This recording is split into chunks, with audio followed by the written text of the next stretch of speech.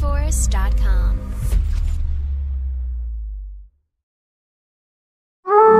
گنجینه در این عالم ویرانه نماز است. توحید بود باده و پیمانه نماز است. بی سجده به درگاه خدا راه نتوان یافت.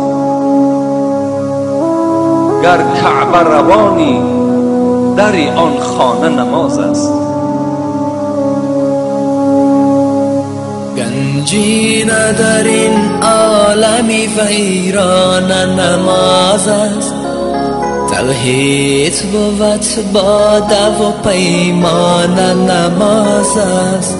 گنجینه در این عالمی ویران نماز است.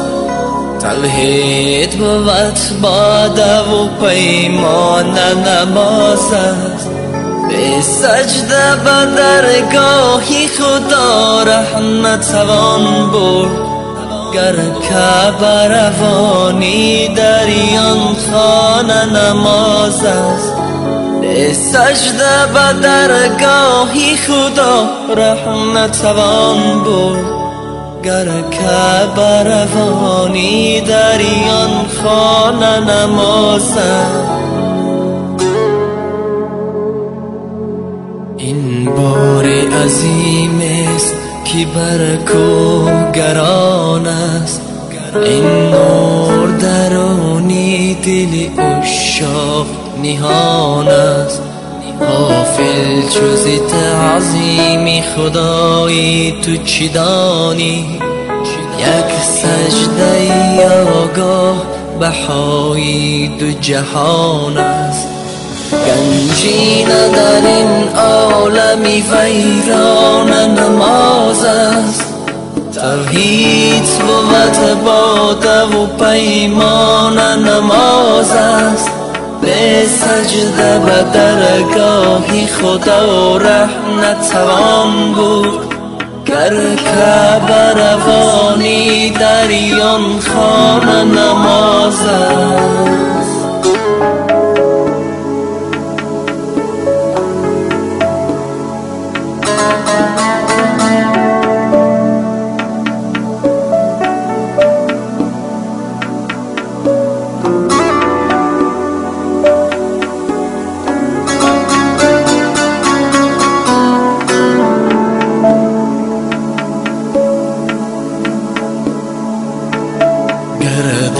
دل تو درد و غمی عشق خدا نیست.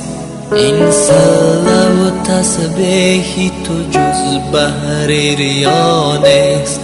گر عشق ز چشمی تو روان نیست. یقین است که اندر دل سنگین تو یک ذره صفا نیست. بلخیز که این عمر تو چون باد روان است. بنگر که اجل در پی هر پیر و جوان است. با گریه مصفا بکن آینه دل را. تا کی همه دعوای تو از روی زبان است. برخیز که این عمر تو چون باد روان است. بنگر که اجل در پی هر پیر و جوان است. با گریه مصفا بکن آینه دل را. تا کی همه دعوای تو از روی زبان است. این بار عظیم است که بر کوه گران است. این نور درونی دل عشاق نهان است. غافل جز تعظیم خدای تو چی دانی؟